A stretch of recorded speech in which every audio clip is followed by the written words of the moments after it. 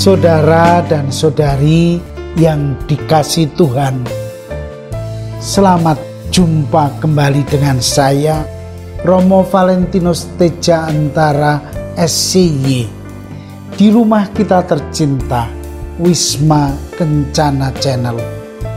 Semoga Anda semua dalam keadaan sehat, sejahtera, dan bahagia. Pada video kali ini kita masih tetap setia dan melanjutkan tema panjang kita, menjadi lansia yang bahagia.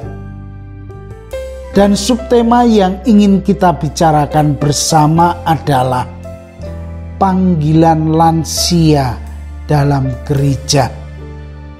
Salah satu perasaan yang cukup dominan dialami oleh lansia adalah bahwa dirinya sudah tidak berguna dan berharga lagi.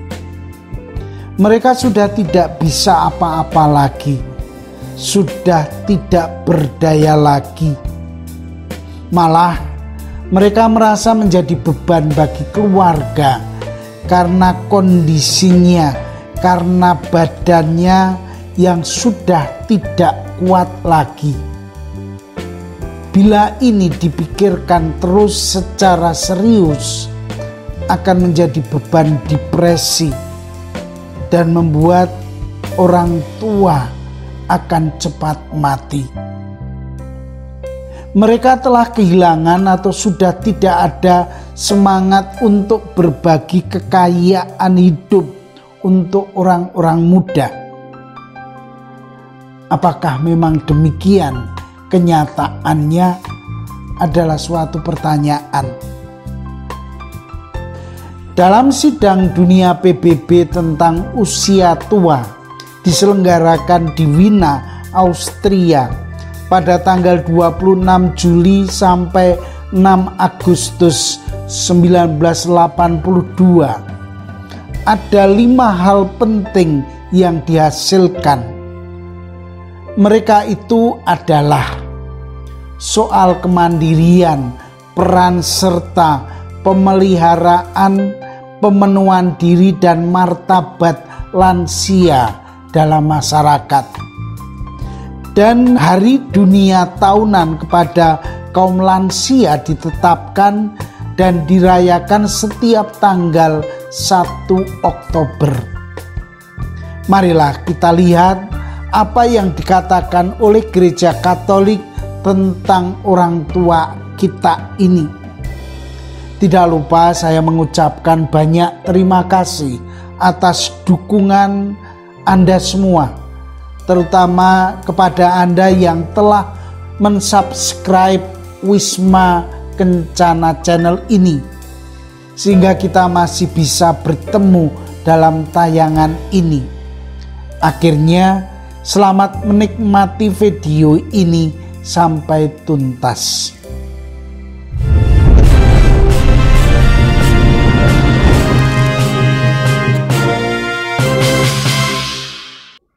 Saudara dan saudari yang dikasihi Tuhan, tahta suci menyerukan agar martabat dan hak-hak asasi kaum lansia dihormati.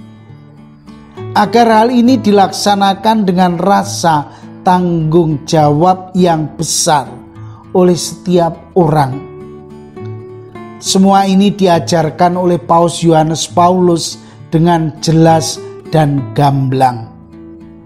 Ajaran yang jelas ini mengatakan kepada kita tentang posisi dan peranan kaum lansia. Dan ajaran resmi ini berasal dari pernyataan Dewan Kepausan untuk kaum awam dan surat Paus Yohanes Paulus II yang berjudul Dari Roma untuk Lansia. Pada intinya Paus mengatakan perlunya membangun hubungan yang lebih erat dengan orang-orang lain yang seusia. Selain itu juga memberi gagasan yang inspiratif dalam menjalani hari-hari tua dengan penuh iman dan sukacita. Paus Yohanes Paulus yang kedua lebih dahulu mengungkapkan kesadaran dirinya dengan mengatakan, "Saya sekarang sudah lanjut usia, maka saya ingin berkomunikasi dengan saudara dan saudari saya para lansia ini. Saya mengarahkan perhatian saya secara istimewa kepada kalian para duda dan janda, para biarawan biarawati lansia, para imam dan para uskup." Bagi Paus harus tetap diakui panggilan kaum lansia, baik di dalam masyarakat maupun di dalam gereja, sebagai guru tradisi dan guru kebijaksanaan hidup. Ini penting sekali sebagai martabatnya. Karena itu martabat dan hak-hak kaum lansia dihormati dan selalu ditangani dengan rasa tanggung jawab yang besar oleh semua pihak.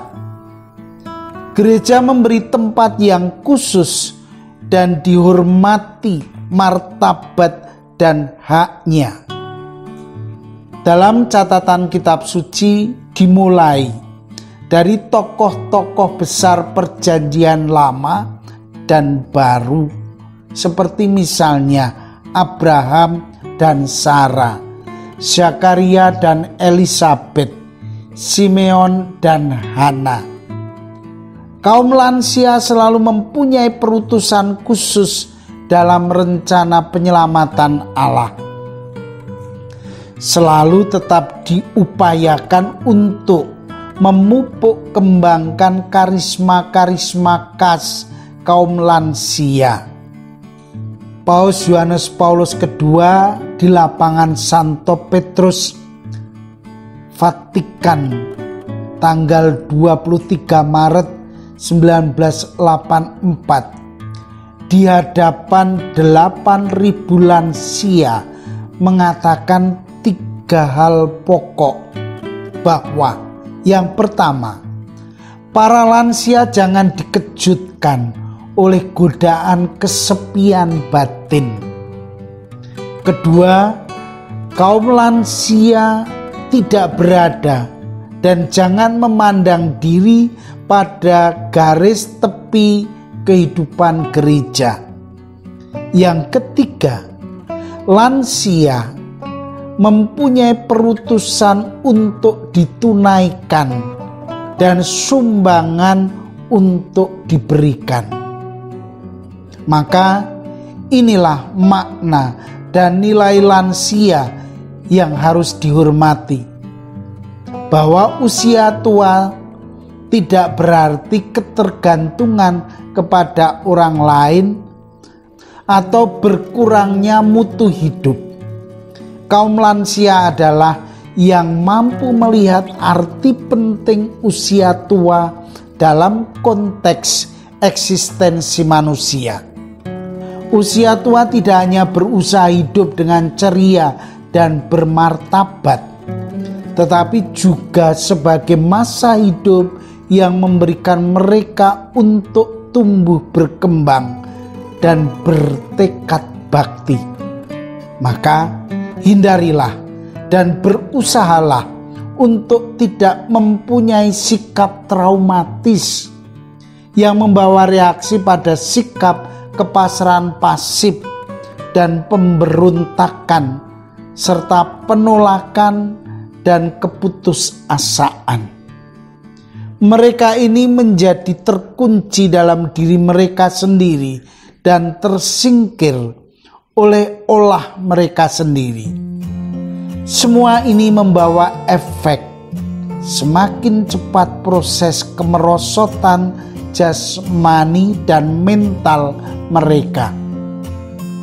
Kita harus meletakkan usia tua dalam konteks rencana penyelenggaraan Allah yang adalah kasih.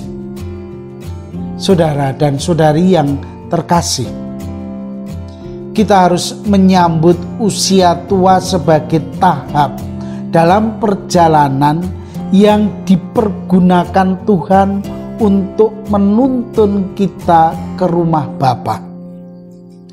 Hanya dengan diterangi iman dan diperkuat oleh pengharapan yang tidak sia-sia, kita akan mampu menyambut usia tua dengan cara yang benar-benar Kristiani, baik sebagai anugerah maupun sebagai tugas. Inilah rahasia semangat muda yang kita pupuk dan kita kembangkan meskipun makin hari usia makin bertambah. Sangat indah ajaran gereja tentang lansia, mungkin di luar apa yang kita pikirkan, memberi semangat untuk bisa hidup, tetap berfungsi dan terlibat dalam kehidupannya. Gereja memberi pencerahan yang luar biasa. Kita lihat nanti apa yang dikatakan oleh Paus Fransiskus dan juga karisma kaum lansia.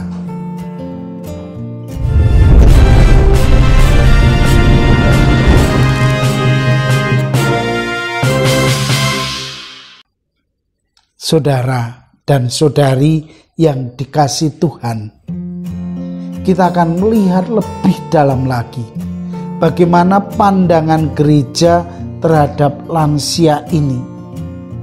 Kita akan lebih memfokuskan pada peran lansia dalam gereja. Ada banyak hal yang tidak dimengerti oleh para lansia sendiri. Ini semua karena keterbatasan gereja. Dengan kata lain, tidak ada katekese tentang lansia, padahal dokumen resmi telah tersedia. Dalam kata pengantar dituliskan bahwa surat Sri Paus Yohanes Paulus II ini dikatakan merupakan sapaan dan penghargaan terhadap para lanjut usia. Surat ini juga sekaligus merupakan refleksi Sri Paus atas hidup beliau sendiri di usia senja pada waktu itu, dan mengajak kita semua untuk mengevaluasi kehidupan kita sendiri. Dari surat itu dapat dijumpai penghargaan terhadap hidup bukan karena produktivitas kerja dan lain-lainnya, melainkan karena martabat kehidupan itu sendiri. Hal itu memberikan ketegasan pula akan perintah dalam hukum, hormatilah ayah dan ibumu, untuk ditaati. Kebanyakan orang akan menjadi tua, dan surat Sri Paus ini dapat menjadi tuntunan untuk menghayati hidup di usia senja. Saudara dan saudari, saya kutipkan juga bagian penutup dari surat Paus ini. Indah sekali bila kita merenungkannya secara serius. Kita coba baca dan renungkan. Perintahlah saya datang kepadamu. Itulah dambaan terdalam hati manusia, bahkan dalam diri mereka yang tidak menyadarinya.